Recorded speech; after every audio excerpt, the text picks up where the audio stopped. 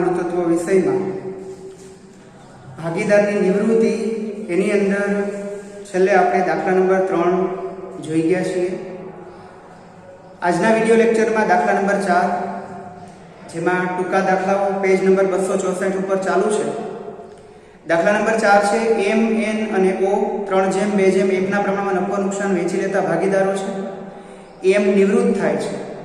એમના ભાગમાંથી 1 ભાગ એનને મળે છે અને બાકીનો ભાગ ઓને મળે છે. તો આપણે લાભનું પ્રમાણ અને ચાલુ રહેતા ભાગીદારોનું નફા નુકસાનનું નવું પ્રમાણ મેળવવાનું છે.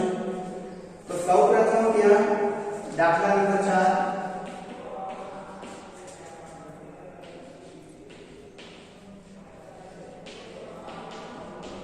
જૂનું પ્રમાણ એમ એન અને ઓ અને એ છે 3:2:1 કુલ 3/5 ભાગ જેમાંથી એમ નિવૃત્ત થાય છે. તો એમનો જે ભાગ છે એ છે 3/6 3/6 અને હવે એના ભાગમાંથી એનને મળતો ભાગ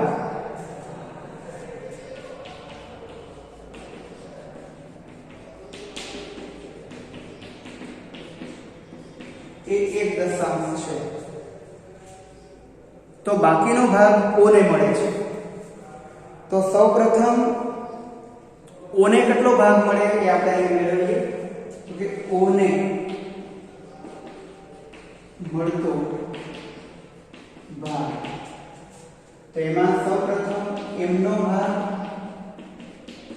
માઈનસ એનને મળતો લાભ. તો એમનો ભાગ છે 3/6 અને અહીંયા મળે છે 1/10. પહેલા છેદ સરખા કરવા પડે તો બંનેના છેદમાં ચોકડી ગુણાકાર કરીએ એટલે 60 આવશે. તો 10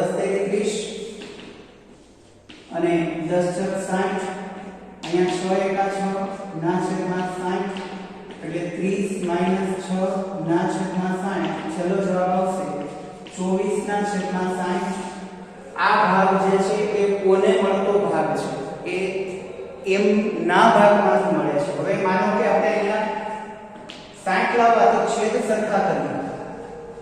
છેદ સરખા કરો તમે તો અહીંયા 60 લાવવા છે તો નીચે 6 વડે ગુણીએ તો ઉપર પણ 6 વડે ગુણવા પડે.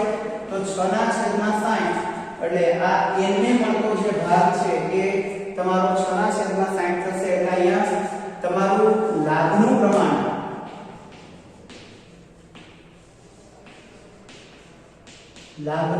બરાબર n અને o એ થશે 6 ને 24.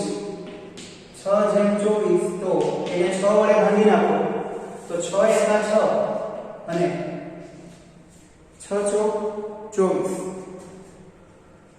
તો આ રીતે તમને ત્યાં 1/4 એ તમારું ત્યાં લાભનું પ્રમાણ મળશે. હવે આપણે મેળવવાનું છે નવું પ્રમાણ. તો નવા પ્રમાણ માટે તમારી પાસે ત્યાં સૂત્ર હતું કે નવું પ્રમાણ બરાબર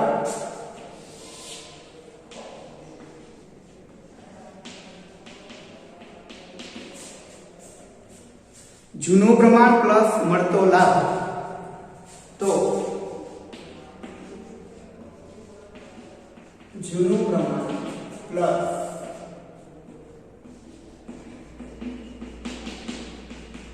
મળતો લાભ બરાબર ત્યાં હવે આપણે જેનું જૂનું પ્રમાણ છે એને ધ્યાનમાં રાખી જૂનું પ્રમાણ અને લાભ બે જે વસ્તુ ભેગી કરશું એટલે આપણને ત્યાં નવું પ્રમાણ પ્રાપ્ત થશે. તો સૌપ્રથમ આ વ્યક્તિ ત્યાંથી નીકળી ગયેલી છે એટલે કે એ નિવૃત્ત થયેલો છે. તો ચાલુ રહેતા ભાગીદારો n અને o છે. તો સૌપ્રથમ n માટે નવું પ્રમાણ થશે. તો કે સૌપ્રથમ નવા પ્રમાણ માટે સૂત્ર ત્યાં છે જૂનું પ્લસ મળતો લાભ. એનું જૂનું પ્રમાણ છે 2/6. તો 2/6 પ્લસ એને મળતો લાભ એટલે એને મળતો લાભ તમારો જે છે એ એને મળતો લાભ એટલે ભાગનું જે ભાગ m પોતાનો આપે છે એમાંથી એનો લાભ એક તમારો થશે 6/60. તો અહીંયા છેદ સરખા કરીએ તો અહીંયા 10 વડે ગુણો આપણે નીચે, તો અહીંયા ઉપર પણ 10 વડે ગુણીશું. એમ ન કરવા હોય તો આને આ સંખ્યાને કે રકમને ભાગાકાર કરીને રકમ નાની બનાવવી પડે, પણ આપણે એમ નહીં કરીએ, આપણે અહીંયા 60 લાવીશું. તો અહીંયા 10 વડે ગુણીએ તો ઉપર પણ 10, 10 દુ 20 પ્લસ 6 એમ રાખીએ 2/60. અહીંયા પણ 10 વડે ગુણ્યા, ઉપર પણ 10 વડે ગુણેલા છે, તો અહીંયા થશે 26/60. એવી રીતે o, તો o નું જૂનું પ્રમાણ છે 1/6, 1/6 પ્લસ મળતો લાભ બરાબર o ને મળતો લાભ એટલે કે ભાગ એનો જે છે એ છે 24/60. અહીંયા 10 વડે ગુણીએ છેદ સરખા કરવા માટે, તો 10 × 6 = 60 અને ઉપર પણ 10 × 1 = 10 એટલે કે ઉપર 10 પ્લસ 24/60. જવાબ આવશે 34/60. તો તમારું પ્રમાણ એ છે કંઈક 26/34. એ તમારું નવું પ્રમાણ ત્યાં તમને પ્રાપ્ત થશે. m અને o એ છે 26/34. હવે આ બંને જે છે એનો તમે ભાગાકાર ત્યાં તમે આપો તો બંનેને આપણે ભાગાકાર ત્યાં કરીએ તો 13 અને 17 ત્યાં આવશે. 13 દુ 24 અને 17 દુ 34. તો 2 વડે ભાગી નાખીએ છીએ, તો અહીંયા 2 વડે ભાગતા બંનેનો જે સંખ્યા વડે ભાગ ચાલતો હોય એ સંખ્યા કે એ રકમ વડે ભાગી નાખશો એટલે કે એ રકમ જો નાની બનાવી શકાય એમ હોય તો રકમ નાની બનાવવાની. હજી આનાથી જો આગળ નીચે જતી હોય રકમ તો હજી એ પ્રમાણ છે એ તમારું ટૂંકું એક વડી સંખ્યામાં જ આવી શકે, પરંતુ 13 અને 17 બંને અવિભાજ્ય છે. અહીંયા 13 દુ 24 અને 17 દુ 34 એટલે કે એનો કોઈ તોડ નથી. જો 2 વડે ભાગ ન ચાલતો હોય તો 3 વડે ચાલતો હશે, 3 વડે નહીં ચાલતો હોય તો કોઈ અન્ય રકમ વડે ચાલતો હશે, પણ તમારો ભાગ મોટા ભાગના કિસ્સામાં ચાલતો હશે અને ભાગ ન ચાલતો હોય તો એ રકમ છે એ એમનામ જ પ્રમાણ તરીકે ત્યાં મૂકી દેવાની. તો તમારું લાભનું પ્રમાણ એ કંઈક આ રીતે રહેશે. અને અહીંયા તમે જો આ જે રકમ જે આવી છે જવાબ એને 2 વડે તમે ભાગી નાખો એટલે તમારું 13/17 એ કુલ તમારું ત્યાં નવું પ્રમાણ રહેશે. એના પછી આગળ વધીએ તો એમાં છે દાખલા નંબર 5. તો શરૂ કરતા પહેલા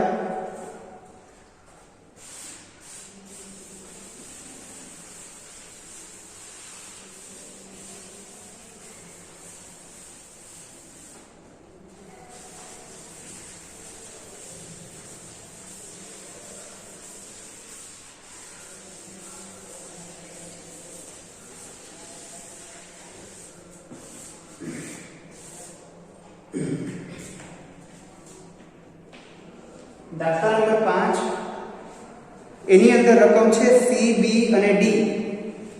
તો જૂનું પ્રમાણ બરાબર C જેમ B જેમ D. તો એ છે 4, 5 અને 3. તો ત્યાં તમારા કુલ ભાગ થશે 5 ને 4 9, 10 11 ને 12 કુલ 12 ભાગ છે. 8 9 10 11 ને 12 કુલ 12 ભાગ છે. આ પ્રમાણમાં નફો નુકસાન વેચી લેતા ભાગીદારો છે D નિવૃત્ત થાય છે. તો D ના નફાનો જે ભાગ છે એના પ્રમાણનો એ C અને B ને 2/1 ના પ્રમાણમાં મળે છે. તો અહીંયા સૌપ્રથમ D નિવૃત્ત થાય તો D નો ભાગ છે 3/12. D નિવૃત્ત થયો. હવે લાભનું પ્રમાણ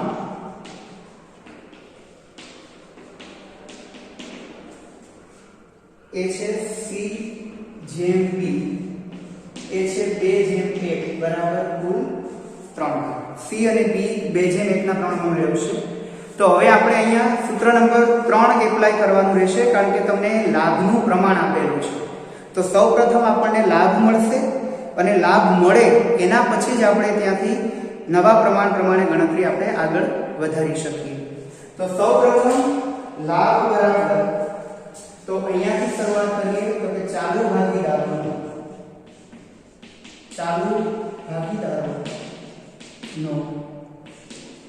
લાભ બરાબર સૂત્ર છે ત્યાં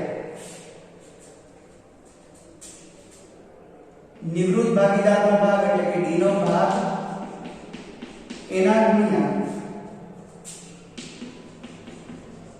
લાભનું પ્રમાણ. આ સૂત્ર પ્રમાણે તમારે આપણે સૌપ્રથમ શું મેળવવાનું તો કે લાભ મેળવવાનો છે. તો ચાલુ ભાગીદારો છે સી અને બી. તો સૌપ્રથમ સી માટે તો ડી નો ભાગ કેટલો છે તો કે ડી એટલે નિવૃત્ત ભાગીદારનો ભાગ છે 3/12 એના ગુણ્યા લાભનું પ્રમાણ એ સી માટે કેટલું સેટ થયેલું છે તો કે 2/3.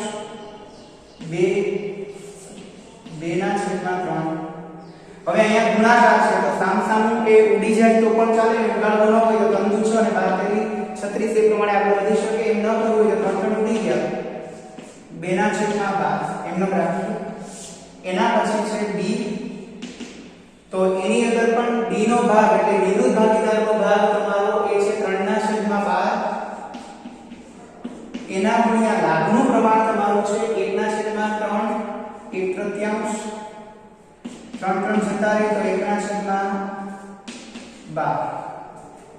હવે વાસ્તવમાં તમારો જે લાભ છે એ આટલો છે. તો એ પ્રમાણે જો લાભ આપણને પ્રાપ્ત થાય તો હવે આપણને ત્યાંથી લાભનું સૂત્ર પ્રમાણે તમને લાભ જો મળી જતો હોય તો હવે નવા પ્રમાણનું સૂત્ર મૂકે નવું પ્રમાણ મેળવવાનું રહેશે. તો નવું પ્રમાણ બરાબર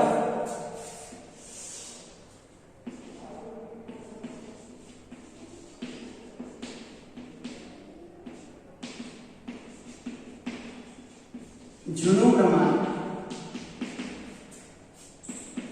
પ્લસ મળતો લાભ.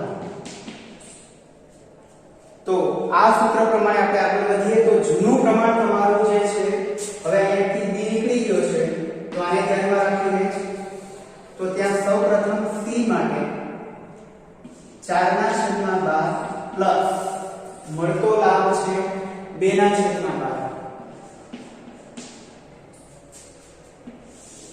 તો પ્લસ જ કરવાનું છે.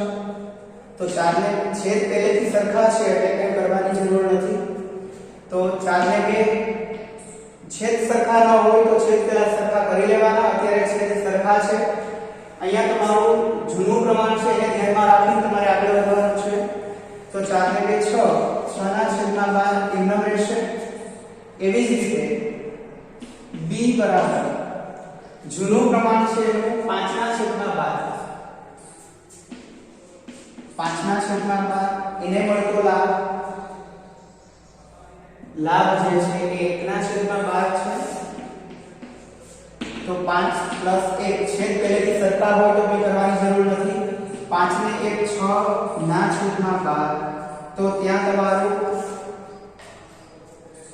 નવું પ્રમાણ બરાબર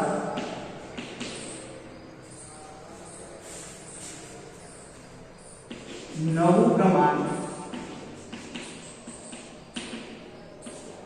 C અને B એ બંનેના છેદ સરખા છે 6/6 તો 1/1 રહેશે. આ આપણું ત્યાં નવું પ્રમાણ સેટ થશે, કારણ કે આ રીતે આપણે ત્યાં ગણતરીઓ મૂકવાની આવશે. એટલે આ સૂત્રની અંદર તમારે બે સૂત્રને ધ્યાનમાં રાખીને ગણતરી કરવાની છે. સૌપ્રથમ લાભનું પ્રમાણ તમને આપી દીધું છે તો એની પરથી તમને સૌપ્રથમ લાભ મળશે. લાભ મળે એને ધ્યાનમાં રાખી અને તમારે જે સૂત્ર નવા પ્રમાણનું હતું એની અંદર લાભનો ભાગ મૂકી દો એટલે જૂનું પ્લસ લાભ કરશો એટલે તમને ત્યાં ચાલુ રહેતા ભાગીદારો માટે લાભનું પ્રમાણ પ્રાપ્ત થશે. એના પછી છે દાખલા નંબર 6 તો કે A M અને C એ શરૂ કરતા પહેલા અહીંયા લાભનું પ્રમાણ તમારું છે દાખલા નંબર 5 માટે અને અહીંયા નવું પ્રમાણ છે.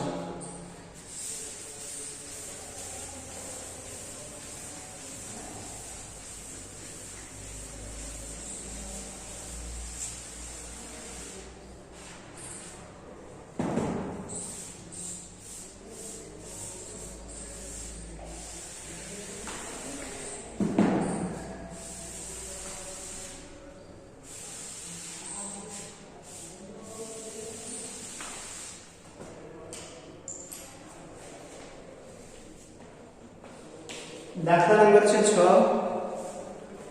એની અંદર છે a m અને c. તો a m અને c 3/5/2 તો કુલ 10 ભાગ. 5 ને 3 8 ને 2 10. આ પ્રમાણમાં નફો નુકસાન વહેતા ભાગીદારો છે. આ જૂનું પ્રમાણ છે.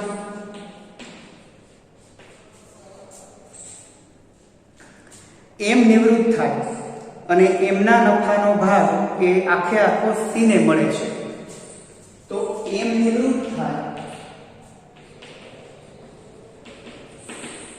એનો ભાગ છે 5/10 એટલે 1/2. 5/10 એટલે 5/10 1/2 ભાગ ત્યાં થાય અને એમનો ભાગ સી ને મળે છે. સી ને આખે આખો ભાગ મળે છે તો સી ને મળતો લાભ બરાબર 1/2. 1/2 ડાયરેક્ટ ન મૂકવું હોય તો સૌપ્રથમ 5/10 અને ત્યાં ઉડાડો એટલે 1/2 ભાગ એને ત્યાં મળે છે. તો એનો મતલબ કે એને ત્યાં કોઈ પણ પ્રકારનો લાભ પ્રાપ્ત થતો નથી. પૂરેપૂરો ફાયદો કોને મળે છે? સી ને મળે છે. તો આપણે ત્યાં સૂત્ર જે હતું એ પ્રમાણે જ આગળ વધીશું કે નવું પ્રમાણ બરાબર જૂનું પ્રમાણ પ્લસ મળતો લાભ. તો એ પ્રમાણે આગળ વધીએ. ત્યાં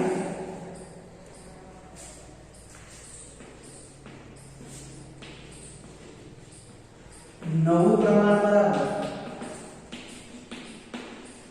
જૂનું પ્રમાણ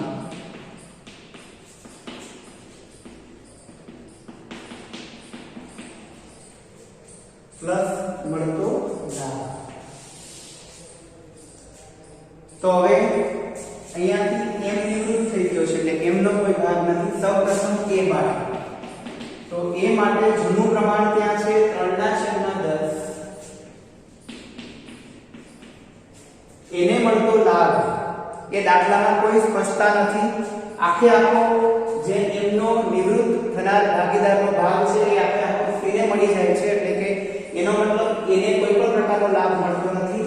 તો ત્યાં શૂન્ય એટલે કે 0 ભાગ એને મળે છે. કોઈ પણ લાભ મળવા પાત્ર છે નહીં. તો એ ત્યાં એમનેમ જ રહેશે એટલે 3/10 એ એમનેમ રહેશે ત્યાં.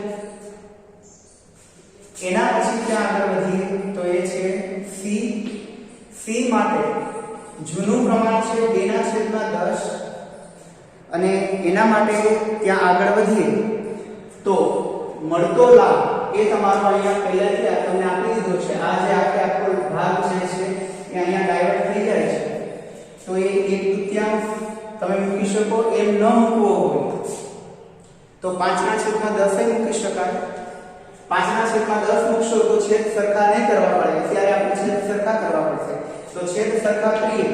સરવાળો છે, સરવાળા બાદબાકી હોય ત્યારે હંમેશને માટે છેદ સરખા કરવા પડે. ગુણાકાર ભાગાકાર હોય તો છેદ સરખા કરવાની ત્યાં જરૂર નથી. અત્યારે છેદ સરખા કરીએ તો અહીંયા નીચે 10 લાવવાના. એમ ન કરવું અહીંયા 5 લાવવા પડે. અહીંયા 10 લાવીશું તો અહીંયા 5 વડે ગુણીએ તો ઉપર પણ 5 વડે ગુણવા પડે. તો એનો મતલબ કે 2/10 પ્લસ 5/10. અહીંયા 10 લાવવા માટે 5 વડે ઉપર અને નીચે બંને જગ્યાએ આપણે ત્યાં ગુણાકાર આપીએ તો હવે ત્યાં થશે 2 + 5/10 બરાબર 7/10. તો અહીંયા 3/10 અને 7/10 એ તમારું ત્યાં નવું પ્રમાણ સેટ થાય છે. તો નવું પ્રમાણ બરાબર